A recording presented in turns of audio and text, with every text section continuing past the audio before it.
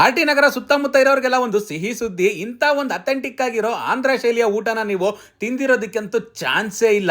ಯಾವ್ದಪ್ಪ ಈ ಜಾಗ ಅಂತ ಕೇಳ್ತಾ ಇದ್ರೆ, ಹೊಸದಾಗಿ ಓಪನ್ ಆಗಿರೋ ಆಹ್ವಾನಂ ಅನ್ನೋ ಈ ಜಾಗಕ್ಕೆ ರೀಸೆಂಟ್ ಆಗಿ ವಿಸಿಟ್ ಮಾಡಿದ್ದೆ. ಒಂದೊಳ್ಳೆ ಕ್ಲಾಸಿ ಆಗಿರೋ ಆಂಬಿಯನ್ಸ್, ಕೆಲವೊಂದು ಐಟಮ್ಸ್ ನಾವು ಆರ್ಡರ್ ಮಾಡಿದ್ವಿ. ಅದರಲ್ಲಿ ಫಸ್ಟ್ ಗೆ ನಾವು ಟ್ರೈ ಮಾಡಿದ್ದೆ ರಾಜಮಂಡ್ರಿ ಫಿಶ್ ಫ್ರೈ ಅನ್ಬಿಟ್ಟು.